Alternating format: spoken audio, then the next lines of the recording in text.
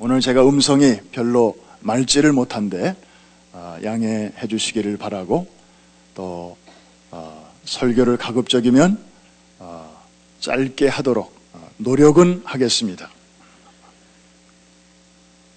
무지개를 혹시 최근에 보신 적이 있으신가요?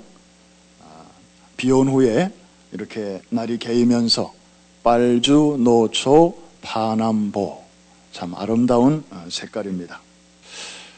세상 말로 참 운 좋은 날에는, 어떤 날에는 쌍무지개를 또 볼 수 있는데 정말 장관입니다. 절로 탄성에 나옵니다. 저도 어릴 적에 장마철에 무지개를 종종 본 적이 있습니다. 아름답기도 하고 또 어린 마음에 신기하기도 했습니다. 어느 날은 무지개가 유난히 크게 보였습니다.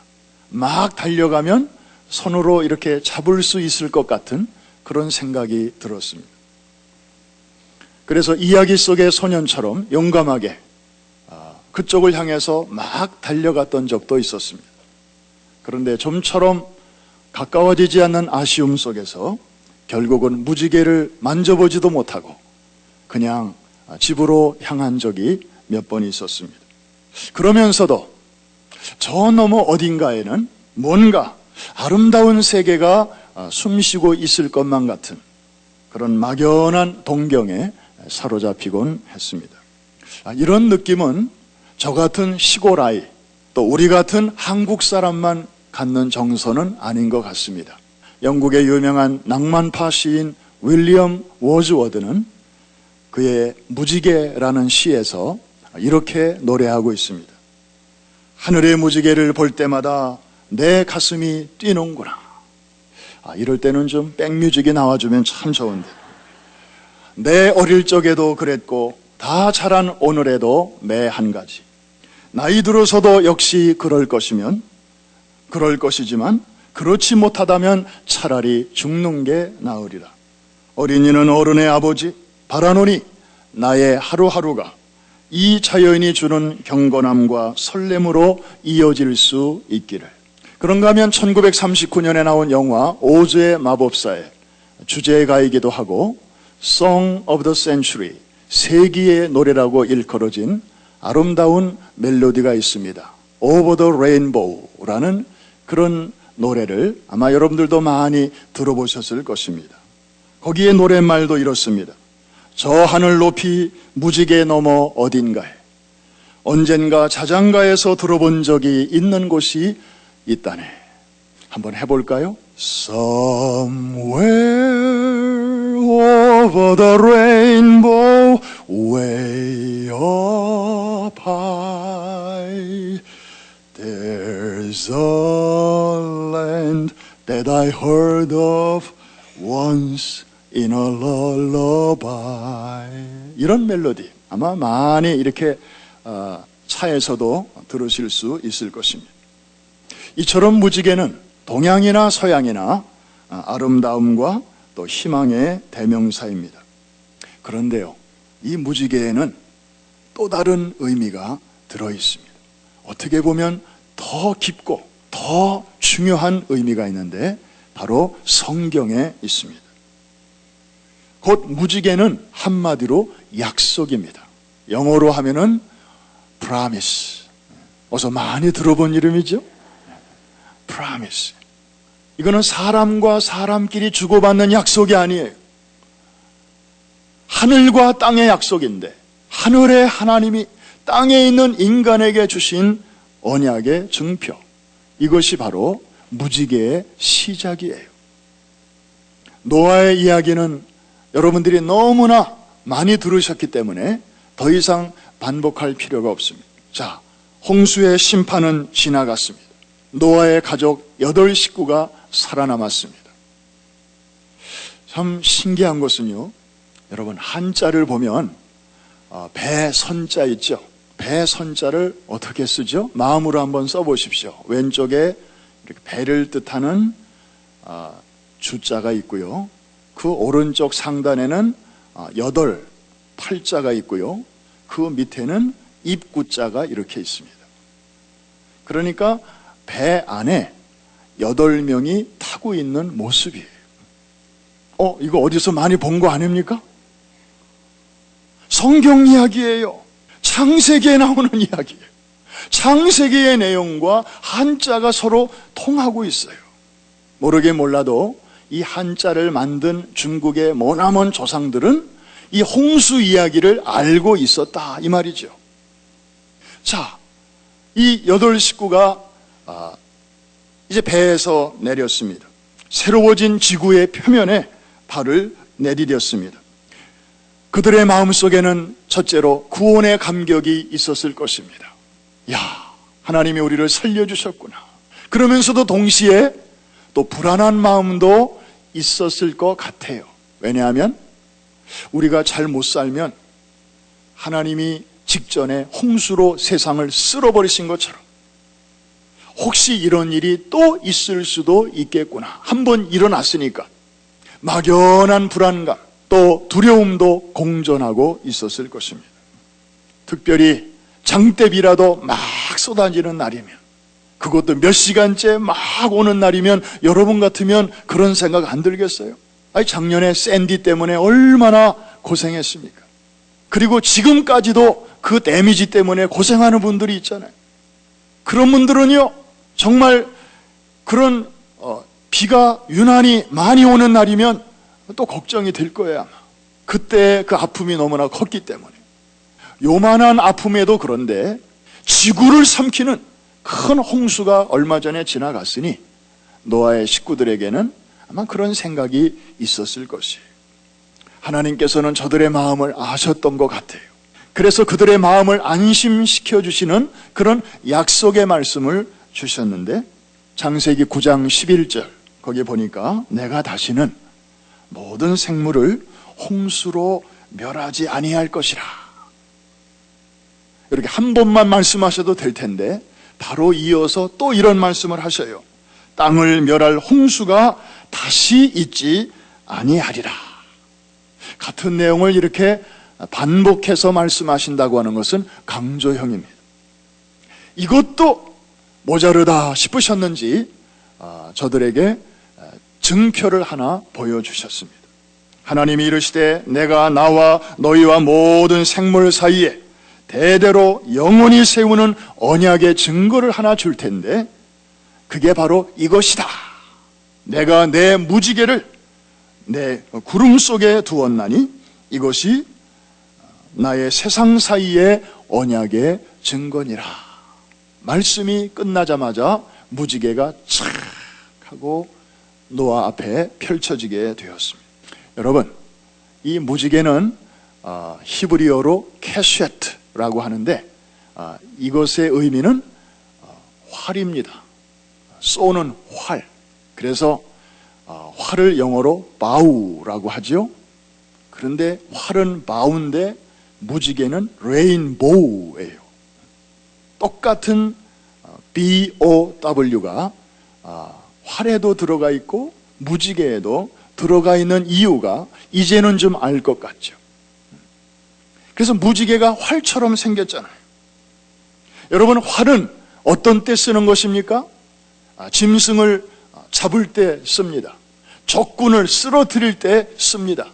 다시 말하면 살아있는 생명체를 죽음으로 몰아갈 때 쓰이는 심판의 도구입니다.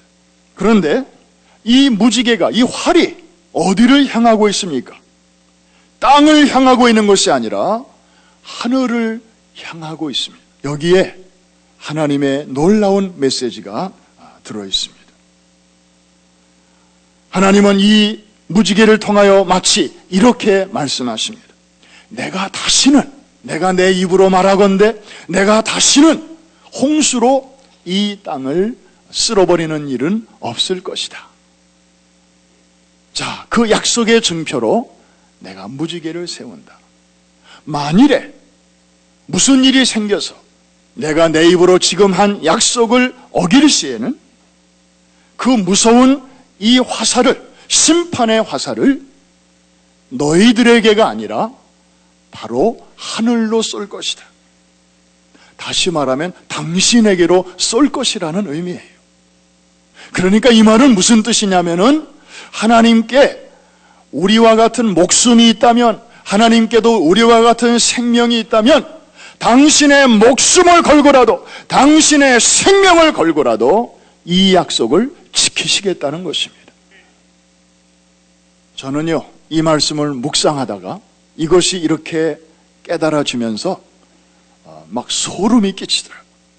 몸에 전율이 생기더라고요. 이야, 이 무지개 속에 그냥 아름답고 그저 저편 어딘가에 새로운 세상이 있을 것만 같은 그런 단순한 그 동심의 하나의 사인인 줄만 알았는데, 이 속에 이렇게 정말 진지하고도 심각한 하나님의 약속이 들어있었구나. 여러분, 이 무지개 속에 담겨있는 복음을 이제 우리는 알게 됩니다. 사랑하는 성도 여러분, 무지개가 있는 한 하나님은 노아와 맺은 언약, 곧 모든 인류에게 향하신 언약을 반드시 지키실 것입니다. 그 언약의 내용은 다시 반복하건대 무엇입니까? 다시는 홍수로 세상을 멸하시는 일이 없을 것이라는 것입니다. 하나님이 무지개를 볼 때마다 우리는 그 약속을 기억하고 하나님도 그 약속을 기억하신다는 것입니다. 그래서 우리는 이제 신났습니다. 우리는 이제 안심하고 살 수 있습니다. 물론 크고 작은 홍수는 여기저기서 날 수 있습니다. 지금도 나고 있습니다. 한국에서도 중국에서도 또 지구촌 곳곳에서 물난리의 소식을 우리는 종종 듣습니다. 그런데 그런 국지적인 물난리는 옛날에도 있었고 지금도 있었고 앞으로도 있을 것이지만, 노아의 때와 같은 지구를 삼키는 대홍수, 그래서 거대한 쓰나미가 이 지구를 삼켜서 영화에서 보는 것처럼 뉴욕이 물에 잠기고, 그리고 저 히말라야 가장 높은 봉우리까지 물에 잠기는, 지구가 멸망하는 그런 일은 없을 것입니다. 왜냐하면 하나님께서 친히 그 입으로 약속하셨기 때문입니다. 그러므로 우리는 이 무지개를 볼 때마다 하나님의 약속, promise, 이것을 생각하고 감사해야 될 줄로 믿습니다. 이 하나님이 세우신 이 무지개는 다시는 물로 세상을 심판하지 않겠다고 하는 언약의 증표인 동시에 또한 은혜의 증표이기도 합니다. 왜냐하면 하나님께서는 인간의 죄악에도 불구하고 이 세상을 물로는 심판하지 않으시겠다고 하는 하나님의 자비와 긍휼이 그 심볼 속에 들어있기 때문입니다. 사실 생각해보면 노아의 홍수 이후에 사람들은 어떻게 됐습니까? 노아의 8 식구가 이제 자식을 낳고 또 다시 번성하기 시작했습니다.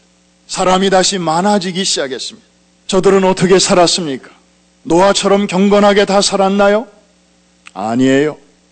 시간이 지나면서 저들은 또다시 죄를 짓기 시작했습니다.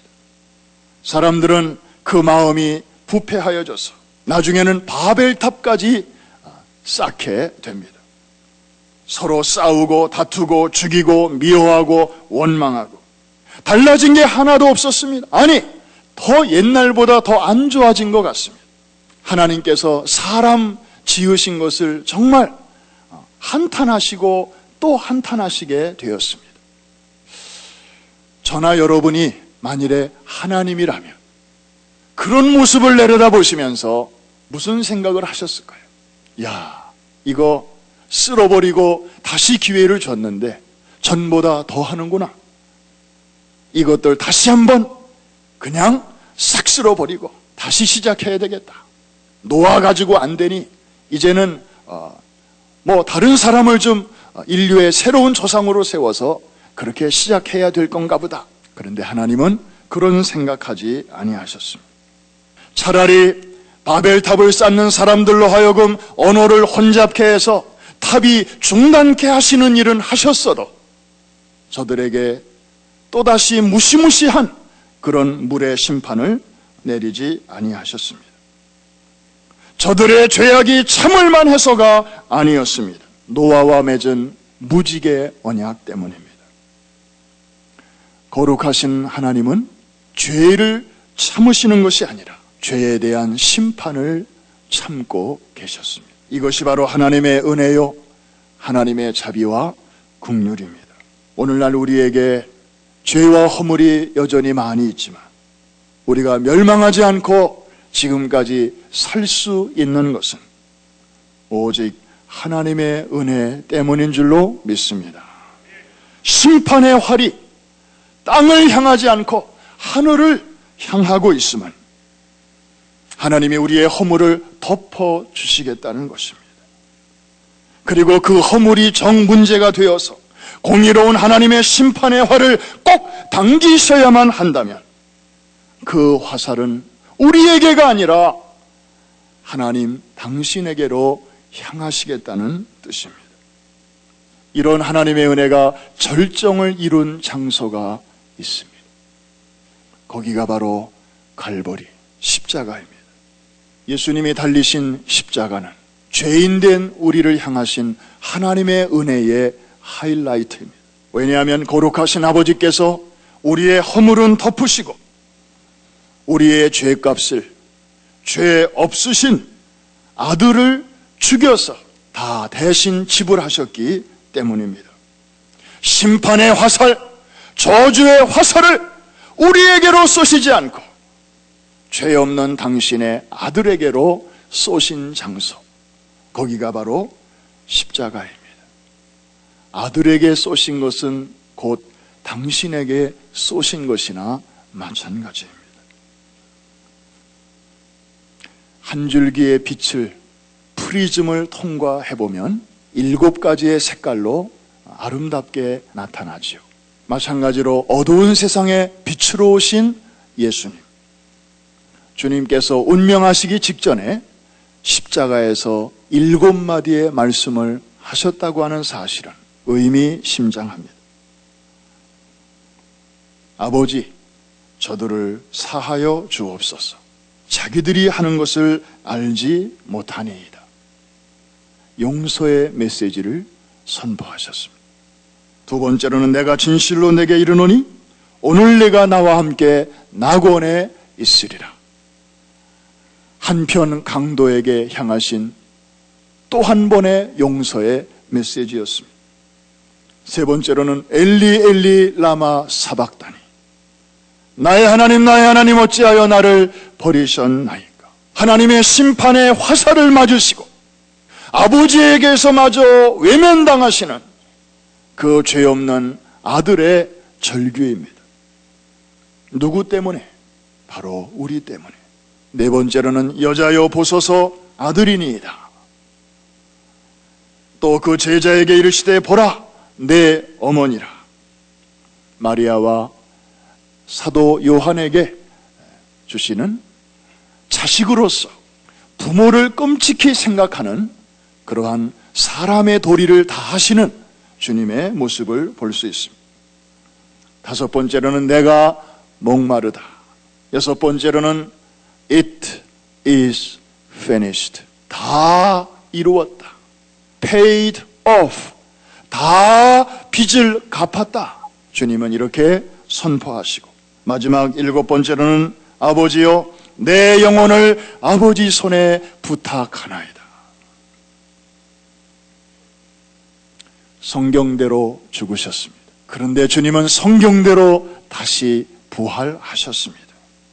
주님이 부활하셨다고 하는 것은 죽음의 권세가 더 이상 그를 붙들 힘이 없다는 것을 의미하는데, 그만큼 주님께서 저와 여러분의 죄값을 남김없이 완벽하게 다 지불해 주셨음을 의미하는 것이 바로 부활입니다. 사단은 십자가에 달리신 주님의 발꿈치만을 상하게 하였을 뿐이지만 부활하신 주님은 사단의 머리를 상하게 하셨습니다. 오늘날 우리가 용기를 내어서 살 수 있게 된 것은 바로 예수 그리스도의 죽으심과 부활을 통한 하나님의 은혜 때문인 줄로 믿습니다. 그러므로 이제 그리스도 예수 안에 있는 자에게는 결코 정죄함이 없나니 이는 그리스도 예수 안에 있는 생명의 성령의 법이 죄와 사망의 법에서 너희를 해방하였음이니라. 누가 능히 하나님의 택하신 자들을 송사하리요? 의롭다 하신 이는 하나님이시니 누가 정죄하리요? 죽으실 뿐 아니라 다시 살아나신 이는 그리스도 예수시니 그는 하나님 우편에 계신 자요 우리를 위하여 간구하시는 자시니라. 예수님의 그 놀라운 희생과 또 부활 때문에 우리가 여전히 허물이 많고 여전히 부족하지만 오늘도 믿음으로 나아갈 때 하나님의 은혜 속에 살면서 여기까지 온 줄로 믿습니다. 한 가지 조심해야 할 것이 있습니다. 왜냐하면 이러한 하나님의 놀라운 은혜로 시작된 노아의 스토리는 유감스럽게도 그의 부끄러운 수치스러운 이야기로 끝나고 있기 때문입니다. 다 아시죠? 방주에서 나온 다음에 노아의 가족들은 땅에 내려서 농사를 짓기 시작했습니다. 노아도 농사를 지었어요. 그 중에 하나가 아마 포도 농사를 지은 것 같아요. 어느 날 자신이 농사한 포도를 따가지고 이제 이것을 오래 두다 보니까 냄새가 아주 향기로웠습니다. 그것을 이렇게 생으로도 먹고 또 오래 익혀도 먹고 또 쪄서도 먹고 비벼서도 먹고 짜서도 먹고 뭐 갖가지로 그렇게 했겠죠. 그런데 어느 날 하다 보니까 그게 참 달짝지근하면서도 알딸딸한 게 뭔가 맛있는 액체가 되었습니다. 한 모금만 먹고 끝내려고 그랬는데 또 한 번 먹고 싶어요. 그래서 또 한 잔 마시고 또 한 잔 마시고 어제도 마시고 오늘도 마시고 날이 갈수록 조금 더 그러다가 어느 날은 완전히 취하게 되었어요. 알코올이 들어가니까 몸에 열이 나니까 옷을 하나씩 벗기 시작합니다. 그러다가 하체를 벗은 채로 그만 잠에 떨어지고 말았습니다. 여러분, 노아가 어떤 사람입니까? 그 이전까지 노아에 대한 하나님의 평판은 이러했습니다. 노아는 의인이요 당세의 완전한 자요 하나님과 동행하던 자라. 그런데 이런 경건한 사람이 어쩌다가 이렇게 일생일대에 뭐 큰 죄악은 아니지만 참 자식들에게도 부끄러운 이런 오점을 남기게 되었을까요? 성경에는 뭐 자세한 설명을 안 하고 있으니까 알 길이 없죠.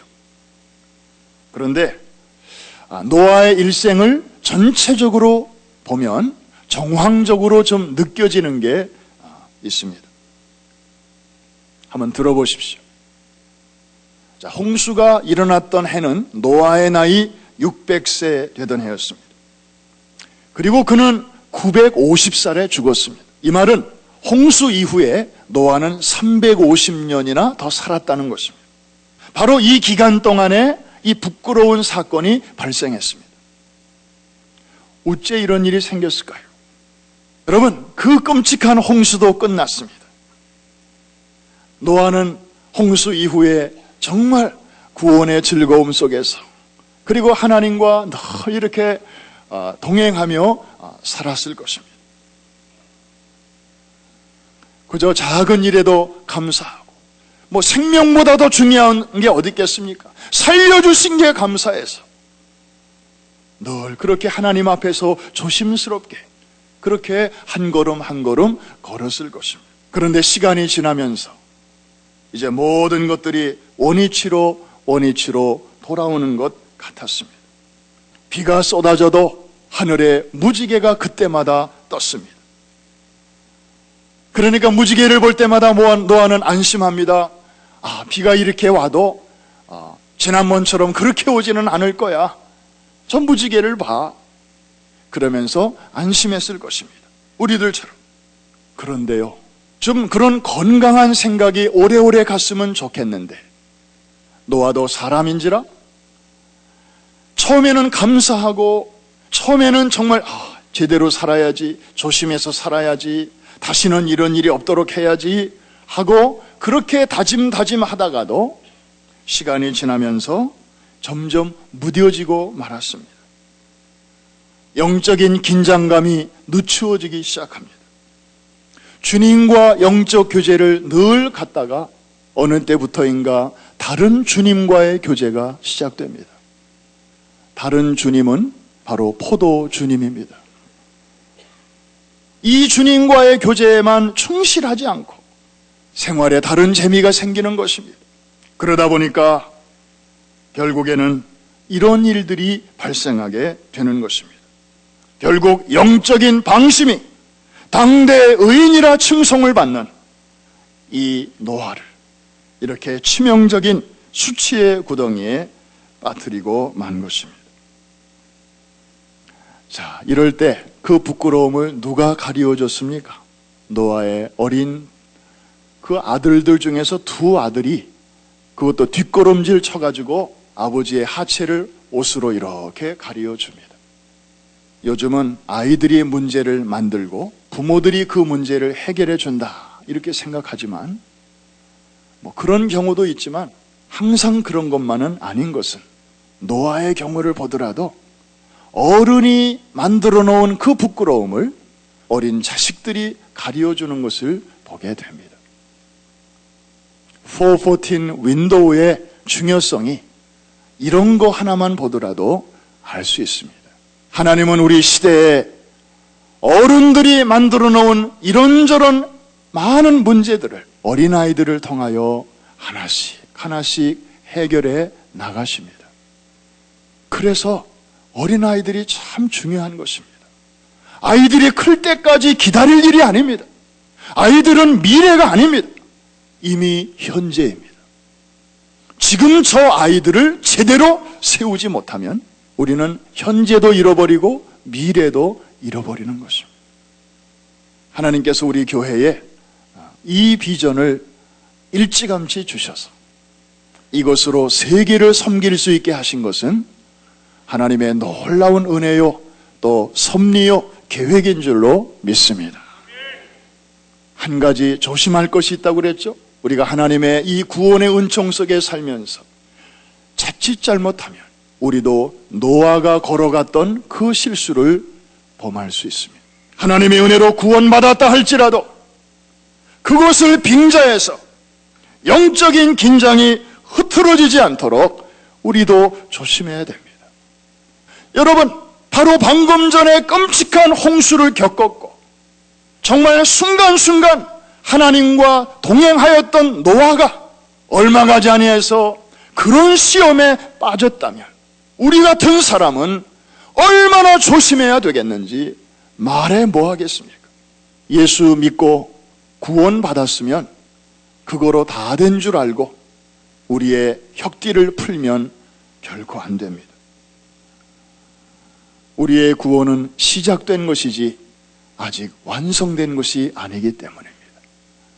구약적으로 말하면 애굽에서는 나왔습니다. 우리 힘으로 도저히 할 수 없는 것을 하나님의 은혜로 우리를 해방시켜 주셨고 홍해를 건너게 하셨고 이제 거기서 자유하게 하셨습니다.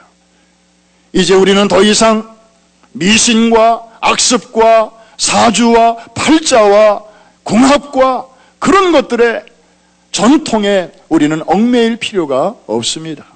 모든 신들 위에 뛰어나신 예수 그리스도의 이름으로 우리를 자유케 해주셨기 때문입니다. 저는 지금도 이해가 안 되는 게 한국에 가면 연말 연시, 입시철, 선거철이 되면 미아 삼거리에 사람들이 막 미어 터지는데요. 거기 뭐가 있기 때문이죠? 점 보는 집들이 미아 삼거리에 많아요. 올라가면 양쪽으로 참 많아요. 그런데 교회 다니는 사람들이 고객이 그렇게 많대요. 점 보는 그리스도인들이 그렇게 많다는 거예요. 그래서 거기서 제일 잘 나가는 주인한테 기자가 물어봤대요. 당신 고객 중에 교회도 나가는 사람들이 몇 사람 정도 됩니까? 그랬더니 어림잡아 한 30% 될 거요? 그러고 보니까 몇몇 가게에는 요만한 팻말이 있는데요. 기독교인도 환영함. 그리고 괄호 비밀 절대 보장. 이야, 정말 열받는다는 말이 그런 걸 보면 진짜 열받아요. 아니, 복음의 능력을 저렇게 강등시킬 수 있나?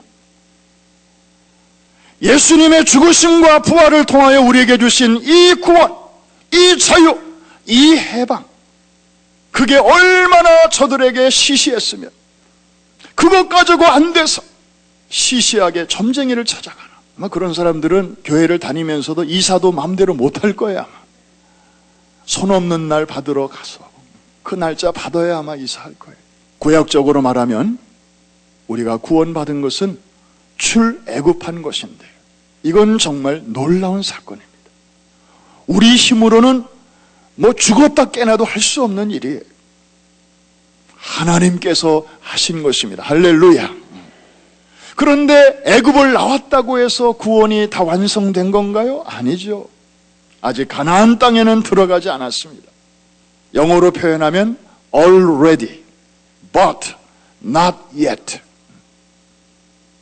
우리는 시작된 구원과 완성된 구원, 그 중간을 지금 통과하고 있습니다. 구약적으로 말하면 광야를 계속해서 순례하고 있는 것입니다.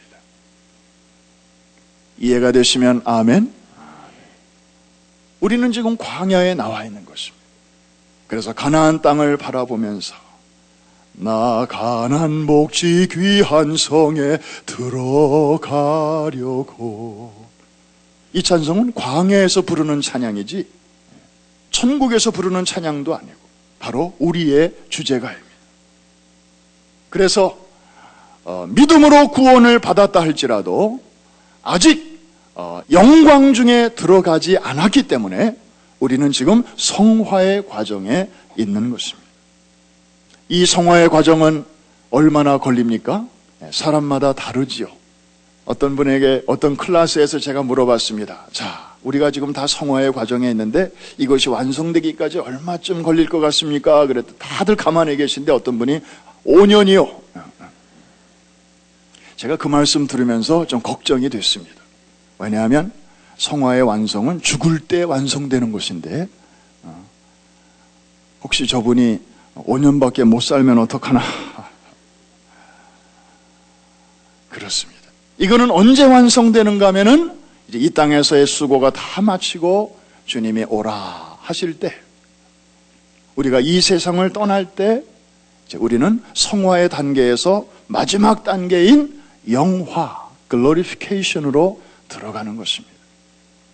그래서 미국의 크리스찬들은 가끔 이제 돌아가신 자기의 부모님을 얘기할 때 우리 부모님은 살아계십니까? 그러면 이분들이 가끔 이렇게 얘기해요. My mother is in glory now. 우리 어머니는 지금 영광 중에 계십니다. 돌아가셨다는 말이고 예수 믿는 분이셨다는 말이고 이제 이 땅에서의 수고를 잘 마치고 지금 주님 품에서 안식하고 있다는 그런 여러 가지 의미가 거기에 담겨 있는 것이죠. 사랑하는 성도 여러분, 우리는 다 시작된 구원과 완성될 구원 사이를 지금 이쪽에서 이쪽을 향하여 오늘도 한 걸음씩 한 걸음씩 그 나라를 바라보며 순례의 길에 있는 여행자인 줄로 믿습니다. 방랑자가 아닙니다.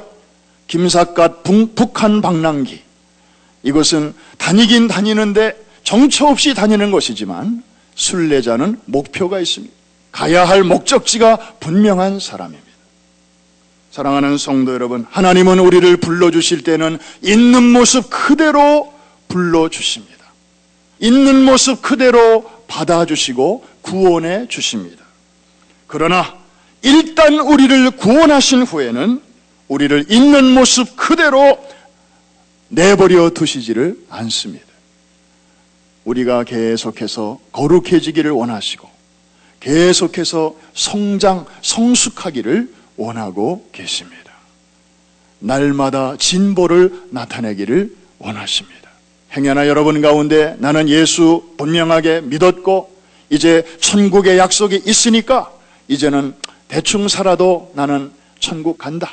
뭐 예수님이 다 이루어 놓으셨는데, 그래서 일부 우리 주변의 어떤 이단에서는요, 예수 한번 믿으면 완전한 의인으로 다 변했기 때문에, 신분도 변하고 그리고 생활도 다 변했기 때문에 그 다음부터는 무슨 죄를 지어도 죄가 아니래. 세상에 이런 거짓말이 어디 있어요? 그러면서 그게 무슨 기쁜 소식이라고. 그리고 오늘날의 교회에서는 잘못 가르친다고. 그 완벽한 의인이면 그걸 좀 누리도록 가르쳐야지. 그러면서 교회를 어지럽게 하고 하는 분들이 있습니다. 마치 그런 사람들은 뭐와 같으냐면은 한번 근사한 데 가서 샤워, 목욕 한번 한 다음에 하루 종일 일하고 집에 가서 손도 안 씻고 발도 안 닦고 그리고 매일같이 지내는 사람이랑 똑같은 거예요. 명절 때 목욕 한번 하고 그 다음부터 1년을 손발도 씻지 않고 사는 사람이 여러분 가정에 있다고 하면 여러분 어떻게 하시겠어요? 우리가 구원받기 이전에 짓는 죄도 있고 구원받은 이후에 잘해보려고 하다가 범하는 실수와 허물도 있습니다. 광야 생활을 통해서 그거 하나씩 하나씩 다 닦아내는 거예요. 옛 것을 울려보내고 새 것을 받아들이면서 장차 들어가게 될 그 나라의 백성으로서 우리 자신을 잘 훈련시키는 것. 이게 바로 오늘 하루하루의 삶을 통하여 우리가 힘써야 할 주제인 줄로 믿습니다. 함부로 살아서는 안 됩니다. 두렵고 떨림으로 우리의 구원을 이루어 가야 할 것입니다. 아유, 내가 어떻게 할 수 있을까? 난 자신이 없어. 내가 어떻게 그 끝까지 갈 수 있나? 난 안 될 것 같아. 분명히 애굽은 나왔는데 갈 자신이 없어서 혹시 속으로 끌탕을 앓는 그런 분들이 계십니까? 그래서 하나님께서는 믿는 우리 안에 성령님을 보내주시는 것입니다. 성령님은 방문자가 아닙니다. 믿는 자 안에 찾아오신 다음에는 떠나시는 법이 없습니다. 왜? 떠나시면 우리가 또 쓰러지니까. 껍데기밖에 없으니까. 성령께서 들어오셔서 이 냄새나고 어둡고 지저분하고 또 밴댕이 소갈지보다도 더 좁은 우리의 이 속 안에 그 광대하신 분이 하나님의 영이 그리스도의 영이 우리 안에 들어오셔서 우리가 잘할 때는 우리 속에서 기뻐하시고 우리가 쓰러지고 넘어질 때는 우리 속에서 근심하시고 탄식은 하시지만 우리를 도저히 네 속에는 못 살겠다. 그리고 떠나시는 법이 없으십니다. 이게 바로 하나님의 은혜요 성령님의 은총인 줄로 믿습니다. 너희 속에 착한 일을 시작하신 이가 그리스도 예수의 날까지 이루실 줄을 내가 확신하노라. Promise. 하나님의 약속이 우리 안에 있습니다. 하나님의 구원의 은혜를 감사하십시다. 그러나 거기에 머무는 초보의 단계에만 머무는 그런 신자가 아니라 계속해서 작년보다는 금년이, 지난달보다는 이번 달이, 어제보다는 오늘이 우리의 말과 믿음과 행실과 정절과 이 모든 일에서 하나님 앞과 사람들 사이에서 날마다 진보를 나타내시는 우리 모두가 될 수 있기를 주님의 이름으로 축원합니다.